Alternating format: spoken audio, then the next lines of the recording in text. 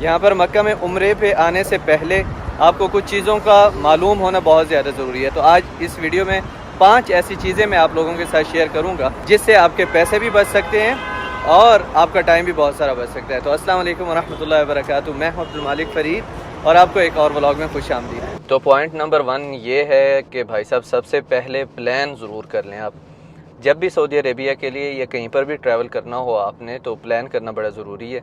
आपने ख़ास तौर पे आपने जद्दा आना है या मदीना में उतरना है, क्योंकि 2 एयरपोर्ट्स ही हैं जो लोग भी उम्रा करने के लिए आते हैं जो वो इस्तेमाल करते हैं, मदीना या फिर जद्दा, और बाद में मक्का के लिए आना होता है। तो पॉइंट नंबर 1 प्लान करें अच्छे से कि आपने अपना टाइम किस तरह यूटिलाइज़ करना है। ठीक है, तो प्लान होना बहुत ज़्यादा ज़रूरी है। आगे भी प्लान से रिलेटेड ही चीज़ें आगे भी आती रहेंगी अगले पॉइंट्स में, लेकिन सबसे पहले तो ये है कि प्लान आपने ज़रूर करना है। आपने कितने दिन मक्का में रहना है, और मक्का में अगर आपने मिसाल के तौर पे 3 दिन रहना है तो क्या क्या करना है। आपने ज़ियारतों पे जाना है, अगर ज़ियारतों पे जाना है तो किस टाइम पे जाना है। ठीक है, ये सारी चीज़ें आपने देखनी ज़रूरी हैं, क्योंकि ऐसा ना हो कि आपकी मक्का में नमाज़ें मिस हो रही हों और आप अगर गलत प्लान किया होगा आपने, ये गलत टाइम पे जाएंगे तो मक्का में हो सकता है मस्जिदुल हराम में आपकी नमाज कोई मिस हो जाए, तो आप जिस काम के लिए आए हैं वो काम फिर सही से हो नहीं पाएगा। या फिर आप मिसाल के तौर पे ज़ियारतों पे गए हैं तो आपकी 2 नमाज़ें मिस हो गई, या फिर आप गारे हिरा चढ़े हैं, आप इतने ज़्यादा थक गए हैं कि फिर फजर के लिए दूसरे दिन नहीं उठ पाए, या फिर बुखार हो गया तो पूरी इबादत का मज़ा ख़राब हो गया। तो इस तरह आपने प्लान बहुत ज़्यादा ज़रूरी है कि आपने कर लेना है। दूसरा पॉइंट ये कि आपने एहराम किस तरह बांधना है। अगर आप ख़ातून हैं या आप मर्द हैं तो आपने एहराम किस तरीके से बांधना है, उस चीज़ की इंफॉर्मेशन आपके पास सही तरीके से होनी चाहिए। आपने किस जगह से एहराम बांधना है। ऐसा ना हो कि आपने मीकात क्रॉस कर ली और आपने नियत की हुई है कि आप उम्रे के लिए ही जा रहे हैं, तो फिर आपने जो है वो जगह मिस कर दी जहाँ से एहराम बांधना था। फिर आपको शेख कहेंगे कि वापस जाएँ, क्योंकि मुझे 27 साल हो गए हैं मक्कातुल मुकर्रमा में। तो इस तरह के मसाइल बहुत ज़्यादा मेरे सामने आते रहते हैं कि यार हम लोग तो वो मीकात क्रॉस करके आ गए, हमने एहराम नहीं बांधा, भूल गए, फिर वहाँ से आए तो आगे आके बांध लिया। फिर शेख कहते हैं कि नहीं, आप वापस अपनी मीकात पे जाएं, वहाँ से एहराम बांध के आएँ, क्योंकि आप सफ़र कर रहे थे उम्रे की नीयत से। अच्छा, नीयत से याद आया कि जो लोग सफ़र करते हैं, मिसाल के तौर पे अभी पिछले दिनों में एक हमारे दोस्त आए थे तो वो सफ़र कर रहे थे, इंग्लैंड से वो आ रहे थे, तो वो आ रहे थे डायरेक्ट जद्दा अपने एक कज़न के पास, और उसके बाद फिर उनकी नीयत थी एहराम बांधने की और उम्रा करने की। तो उनका ये था कि वो उम्रे की नीयत से नहीं आ रहे थे जद्दा, वो आ रहे थे अपने दोस्त से मिलने की नीयत से, तो इसलिए वो जद्दा आए बग़ैर एहराम के। फिर उन्होंने जद्दा से, उनकी नीयत थी कि जद्दा से मैं उम्रा करने के लिए जाऊंगा, तो फिर जद्दा से वो एहराम बांध के इस तरफ आए मक्का में और उन्होंने उम्रा परफॉर्म किया। ठीक है, तीसरा पॉइंट ये है कि उम्रा परफॉर्म कैसे करना है। 7 चक्कर तवाफ़ के, 7 चक्कर सफ़ा मरवा के, या फिर हम लोगों में अक्सर एक चीज़ कॉमन है, हम लोग इस चीज़ पे रहते हैं कि यार जैसे लोग कर रहे होंगे हम भी कर लेंगे। भाई ऐसे ना करें, आप मुकम्मल इन्फॉर्मेशन लेके आएँ। बहुत सारी छोटी छोटी किताबें मिलती हैं, वो आप अपने साथ रख लें तो बहुत अच्छा है। आजकल मोबाइल का दौर है, मोबाइल में ऐप डाउनलोड कर लें सिफ़तुल उम्रा, तो वो उसमें पूरा तरीका होगा। क्योंकि मैं सबसे छोटा था घर में, तो हमारे घर में मेहमान आते रहते थे, तो एक मेहमान हमारे पास आए, उनको मैं उम्रा करवाने के लिए गया, तो 2-3 बार ऐसे हुआ है। तो वो मेहमान जो है तवाफ़ तो उन्होंने 3 चक्कर कर लिए, क्योंकि वो गोल घूमना होता है। 3 चक्कर हो गए, हरी लाइट के पास आएंगे तो 1 चक्कर कंप्लीट हो जाएगा। तो जब उन्होंने सफ़ा मरवा किया तो सफ़ा मरवा में उन्होंने 14 चक्कर कर लिए, क्योंकि सफ़ा मरवा का 1 चक्कर होता है। जब आप सफ़ा से शुरू करते हैं मरवा तक जाते हैं तो 1, फिर मरवा से सफ़ा तक आते हैं 2। तो अक्सर लोग वही तवाफ़ वाला कॉन्सेप्ट लेके आते हैं, सफ़ा से मरवा तक जाते हैं, वापस आते हैं तो 1 चक्कर गिनते हैं। तो इस तरह काफ़ी मिस्टेक्स होती हैं। एहराम में पाबंदियाँ होती हैं, जैसे नाखून नहीं काटना आपने, और भी बहुत सारी चीज़ें होती हैं जिनका ध्यान रखना बड़ा ज़रूरी होता है। तो इसलिए ये मुकम्मल इन्फॉर्मेशन आप लेके ज़रूर आएँ, कैसे उम्रा आपने परफॉर्म करना है, एहराम कैसे बांधना है, एहराम के साथ कैसी पाबंदियाँ हैं, वो इन सारी चीज़ों का आपने ध्यान ज़रूर रखना है।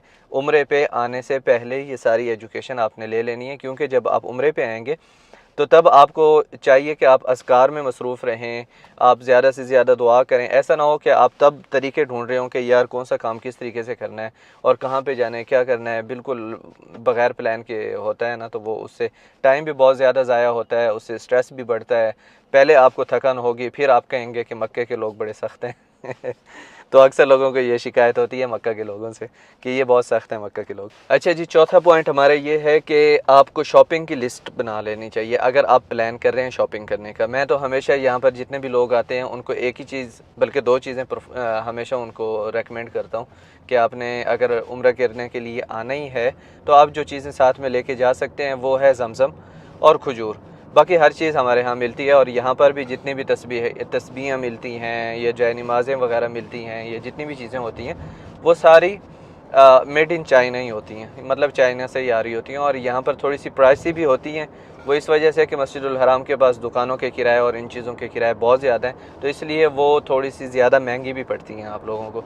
तो इसलिए अगर आप यहाँ पर आएँ अपनी शॉपिंग की लिस्ट बना लें। अगर आपको पैसे की परवाह नहीं है तो कोई मसला नहीं, आप जितनी चीज़ें जिस तरह लेना चाहें आपको इंशाल्लाह कोई इशू नहीं होगा।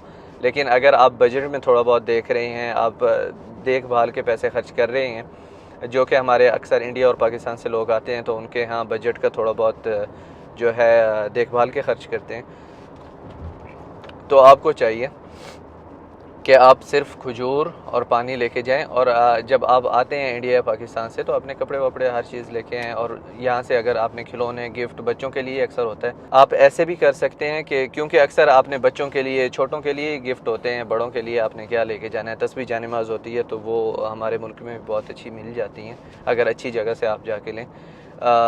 बच्चों के लिए ये होता है कि खिलौने वगैरह और ये सारी चीज़ें ना आप पहले से लेकर बंद करके कार्टन में रख के आ सकते हैं। जैसे ही वापस जाएंगे वो कार्टन वगैरह जो भी चीज़ आपकी पड़ी होगी तो जाके आप बच्चों में बांट देंगे गिफ्ट्स वगैरह, तो वो आपके लिए ठीक ठाक जो है ना सस्ते पड़ जाएंगे, क्योंकि यहाँ पर हर चीज़ महंगी है थोड़ी सी हमारे मुल्कों के से हिसाब लगाया जाए तो।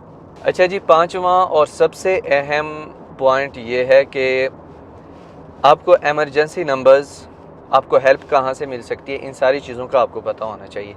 एमरजेंसी में ये चीज़ें भी आती हैं कि अगर कोई मुअम्मर अफराद हैं जिनकी उम्र ज़्यादा है, वो स्मार्टफोन्स वगैरह यूज़ नहीं करते। एक तो आपने अपने होटल में आना है, फ़ौरन लोकेशन सेव कर लेनी है आपने अपने होटल की, यार व्हाट्सएप पे किसी को भेज दें, फिर वहाँ से ओपन करके सिंपल है इस्तेमाल कर लें। लोकेशन सबसे आसान है, अपने होटल की लोकेशन रखें अगर आप मस्जिदुल हराम के सामने नहीं ठहर रहे तो। और अगर कोई बड़ी एज का बंदा है तो उसे चाहिए कि वो अपना जो उनके साथ एक कार्ड होता है उस कार्ड के ऊपर ही वो अपना होटल और किस रोड पे होटल है वो लिख ले, क्योंकि अक्सर होटल का खाली नाम लिखा हुआ होता है तो उसमें ये होता है कि जिससे भी वो पूछते हैं खाली नाम से होटल का पता नहीं चलता, तो रोड का नाम, इलाके का नाम, कौन सी जगह पर होटल है, तो वो लिख लेना बड़ा ज़रूरी है, आपके काम आएगा। और इसी में जो अहम पॉइंट है वो ये है कि आपको एमरजेंसी नंबर्स का पता होना चाहिए। एम्बुलेंस का नंबर कौन सा है, अगर आपको आपके एजेंट तंग कर रहे हैं या कुछ भी ऐसा है तो आपके पास वज़ारतुल हज का नंबर होना चाहिए। यहाँ पर मिनिस्ट्री ऑफ हज जो है वही उम्रा भी वही देखती है, तो मिनिस्ट्री ऑफ हज का नंबर आपके पास होना चाहिए। और साथ साथ पुलिस का नंबर होना चाहिए, कोई भी इमरजेंसी बन सकती है। तो ये सारे नंबर्स मैं डिस्क्रिप्शन में भी शेयर कर दूंगा, ये सारे नंबर्स आप अपने पास रखें, क्योंकि ये सारी चीज़ें आपके काम आ सकती हैं। क्यों, इंसान है, कभी तबीयत ख़राब हो सकती है, किसी से कोई मसला हो सकता है, झगड़ा हो सकता है, या फिर यहाँ पर एजेंट बहुत ज़्यादा तंग करते हैं कभी कभी, तो एजेंट के साथ कोई इशू हो सकता है। तो आपको चाहिए कि आप जो है, हमारे लोगों में एक अच्छी बात ये है, अब अच्छी कहें या बुरी मुझे नहीं पता, लेकिन ये है कि अगर कोई तंग करते हैं एजेंट्स वगैरह, ये वो इसी वजह से हमारी सर्विस भी बहुत ज़्यादा ख़राब हो चुकी हुई है। वो शिकायत ही नहीं करते उनकी ना, वो लोगों को बताते ही नहीं कि ये इसके साथ मेरा बुरा एक्सपीरियंस रहा है। तो आपको चाहिए कि आप बताएं, आपको चाहिए कि आप कंप्लेन करें उसकी, ताकि वो दोबारा दूसरे लोगों को तंग ना करें। तो उसने आपसे पैसे लिए हैं, अगर आपको सही सर्विस नहीं दे रहा तो आप उसकी कंप्लेन करें। आप लोगों में को बताएं जो आपके इलाके के हैं, जो उनसे जाके पैकेजेस लेते हैं। आपको हमेशा इस चीज़ में कॉन्शियस होने चाहिए, क्योंकि लोग उम्रा करने के लिए आ रहे हैं और यहाँ पर काफ़ी हद तक ये चीज़ें देखने को मिलती हैं। अच्छा, एक बोनस पॉइंट वो ये कि कुछ लोग जो है ना खाली उम्रे का वीज़ा लगवा के आते हैं, टिकट लेके आ जाते हैं यहाँ पर होटल, वो सोचते हैं कि शायद हमें ज़्यादा सस्ता मिलेगा, तो ऐसा नहीं है। आपको, क्योंकि कुछ दिन पहले मेरे कज़न आए थे यहाँ पर, तो उन्होंने जब आके यहाँ पर देखे होटल्स तो काफ़ी महंगे मिल रहे थे। जो पैकेज उनको मिल रहा था पाकिस्तान से, क्योंकि वो शेयरिंग में रूम दे रहे थे, तो वो काफ़ी सस्ता पड़ रहा था उनको। तो यहाँ पर आके अगर आप इस तरह की सोच आप रखते हैं कि मुझे सस्ता पड़ेगा, तो ये गलत है। अगर हाँ आप अपनी मर्ज़ी का देख के लेना चाहते हैं और आपको नहीं पता कि आपने 2 दिन यहाँ पे रहना है या 4 दिन रहना है, तो फिर आप यहाँ पर आकर होटल ले सकते हैं। अपने पैकेज में होटल ना लेके आएँ, तो फिर इस लिहाज से आपके लिए ज़्यादा बेहतर रहेगा। अगर सिर्फ उम्रा करने के लिए आ रहे हैं और आप चाहते हैं कि मस्जिदुल हराम में ही आपकी सारी नमाज़ें हों, तो वो फिर आपको होटल देखना ही पड़ता है। कभी कभी आप अगर रिश्तेदारों के यहाँ या किसी, वो आप पहले कंफर्म कर लें कि वहाँ से पैदल चल के आप मस्जिदुल हराम जा सकते हैं या नहीं। तो ये सारी चीज़ें होटल के लिए बड़ी ज़रूरी हैं। आपको पता होना चाहिए कि आपका होटल कितना दूर है, क्या आप चल के जा सकते हैं या नहीं। और फिर ये है कि लोग 1-1 महीना ले लेते हैं, लेकिन बहुत दूर होता है होटल। तो मैं तो ये रेकमेंड करूँगा कि आप चाहे 1 वीक के लिए आ जाएं, लेकिन जितना करीब होगा होटल आपका, आप उतना ज़्यादा जो है ना स्ट्रेस फ्री रहेंगे, आप इबादत ज़्यादा अच्छे से कर पाएंगे। ये मेरी पर्सनल एडवाइस है। हर किसी की अपनी सोच होती है। लोग कहते हैं, कुछ लोग होते हैं वो कहते हैं कि यार ज़िंदगी में पहली बार जा रहे हैं, तो क्यों हम लोग कम टाइम रखें, अगर महीना मिल रहा है तो 1 महीने ही हम लोग जाएंगे, चलेंगे पैदल। तो वो हर किसी की अपनी पसंद की बात है, आप किस चीज़ को ज़्यादा तरजीह दे रहे हैं। तो अगर कोई ऐसा पॉइंट है जो मैंने इस वीडियो में कवर नहीं किया, जो कि आपको जानना चाहिए उम्रे पे आने से पहले, तो आप नीचे कमेंट्स में ज़रूर बताएं। मैं फ़र्स्ट कमेंट में वहाँ पर फिर वो बाकी का पॉइंट अगर कोई होगा ऐसा, तो मैं वहाँ पर पिन कर दूँगा, जिससे आपकी और मज़ीद लोगों की हेल्प हो सके।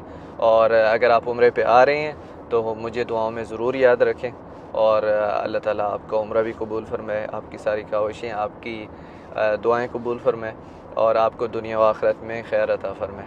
तो अगर आप देखना चाहते हैं मक्का की ज़ियारतों की वीडियोस, तो यहाँ पर आप क्लिक कर सकते हैं, और चैनल को सब्सक्राइब नहीं किया तो यहाँ पर क्लिक करते हैं। आपसे मुलाकात होगी इंशाल्लाह नेक्स्ट वीडियो में। तब तक के लिए अल्लाह हाफ़िज़।